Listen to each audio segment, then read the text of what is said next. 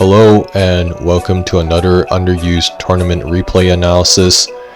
I'm your host Typhoon Carter, and today I'll be covering the round 2 of the Drewvitational, which is a Underused Generation 9 double elimination tournament with a cash prize.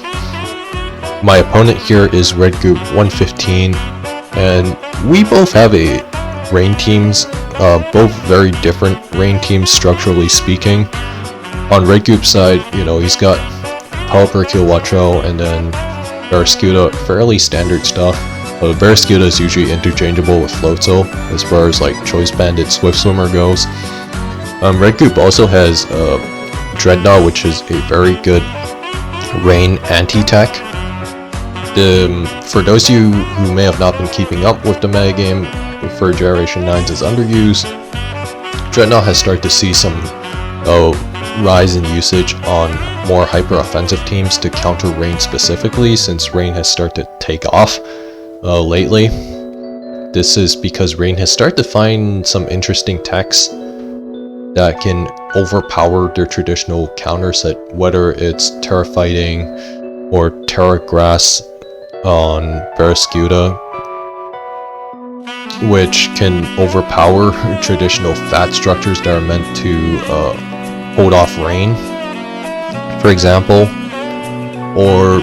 And Dreadnought is one such anti-tech because, for example, if it shell smashes and then rain is active, it gets the Swift Swim boost, and then it can just overpower traditional Swift Swimmers and other rain abusers and go for a counter sweep, if you want to call it that.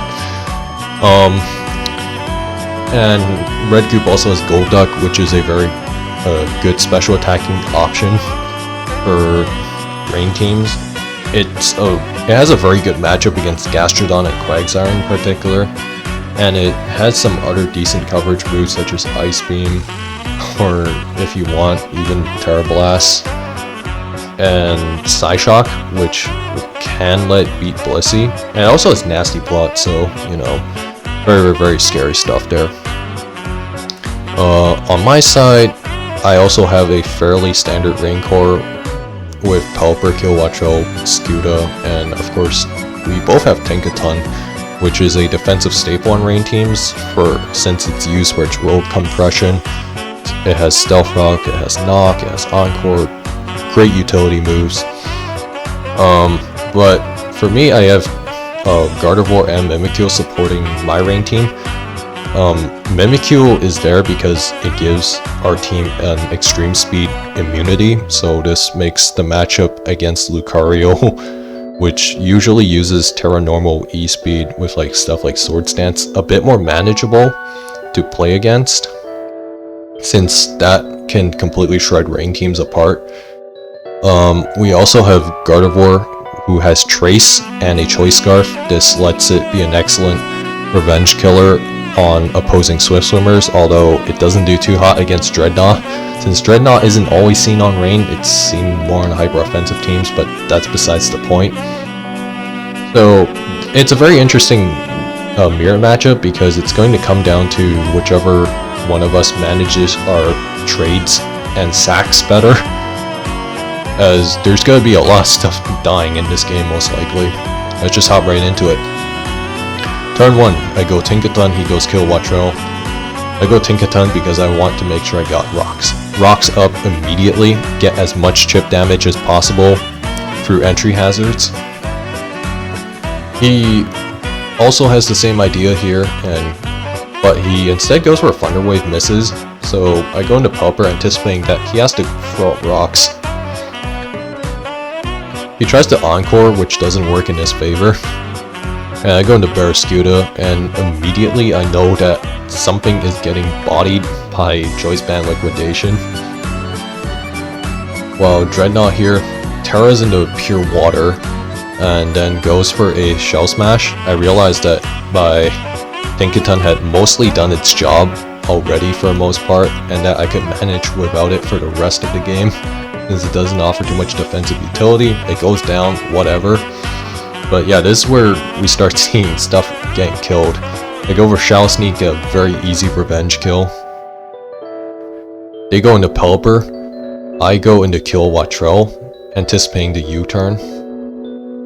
Here they go into Barraskewda, and I go into Pelipper, and Liquidation does about 40, Rain runs out, no big problem. I U-turn out, because that's the freest U-turn ever. Go into my own Mimikyu. I know that whatever Kilowattrell tries to pivot out into is getting hit really, really hard.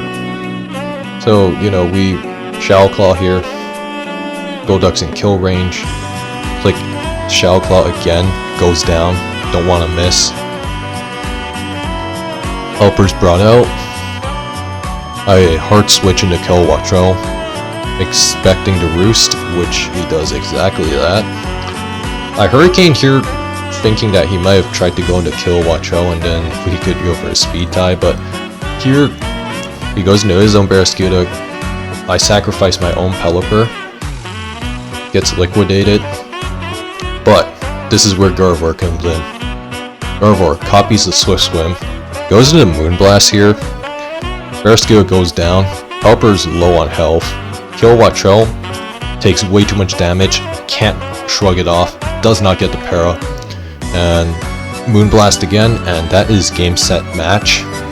I'm up 1-0 on this game. It's a very straightforward hyper offensive game where both sides are getting a fair bit of kills and we're trying to stay on top of each other in terms of getting favorable trades. I was able to get a fair bit of favorable trades on my end, while Red Goop unfortunately got off to a pretty bad start, which didn't help him out, and Gardevoir being great insurance against Red Goop's team also helped matters a lot. So, you know, it was a very clean game for me. Let's just go into game 2. Okay, so we got game 2 here. Red Goop decided to bring a Psychic Terrain team with screens through Klefki.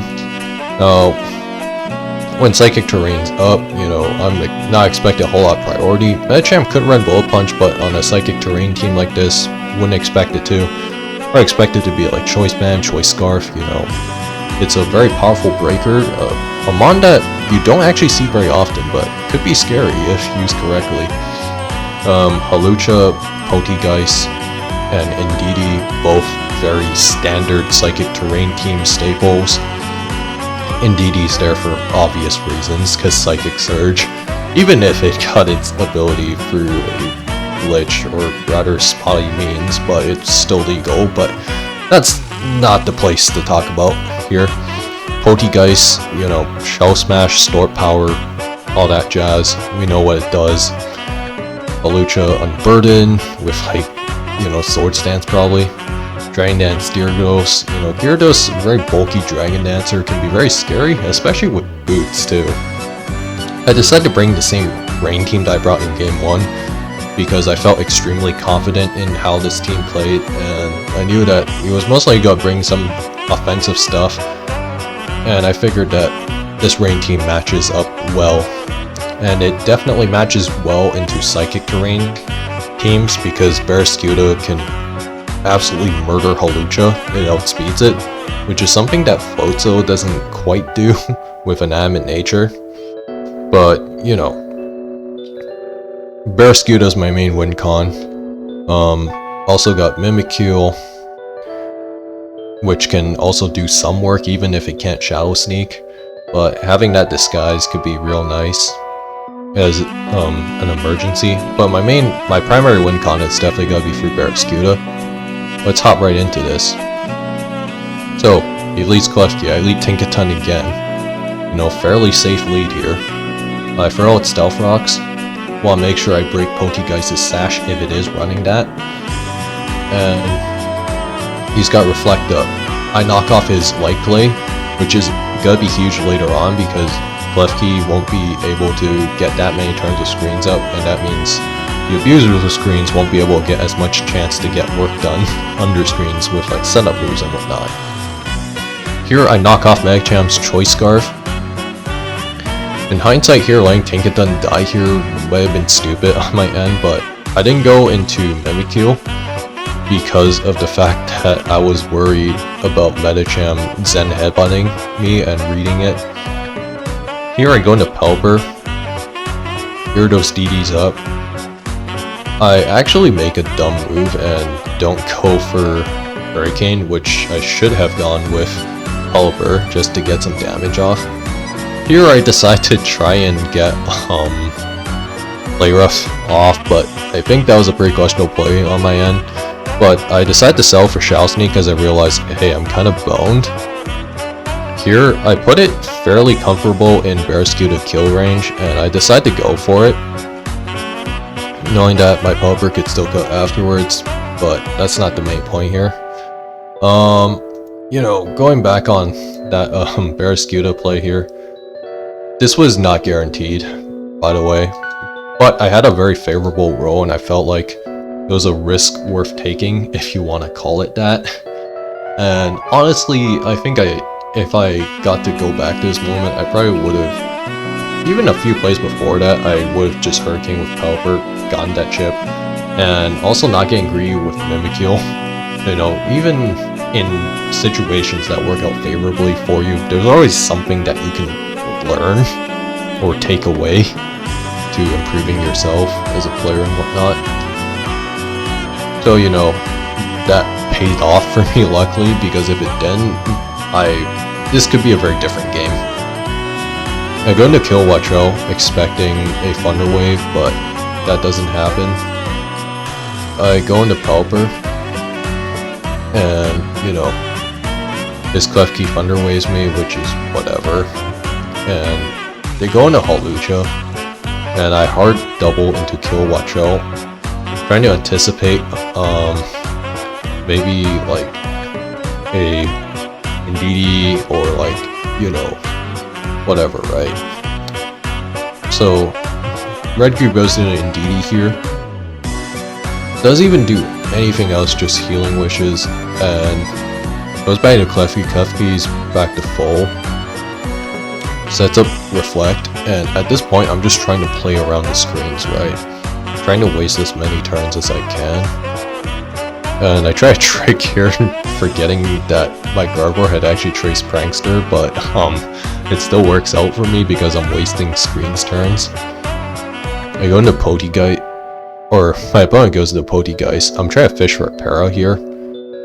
Poltegeist goes for a Shell Smash, and I'm able to sack Gardevoir safely because Reflect actually runs out the following turn.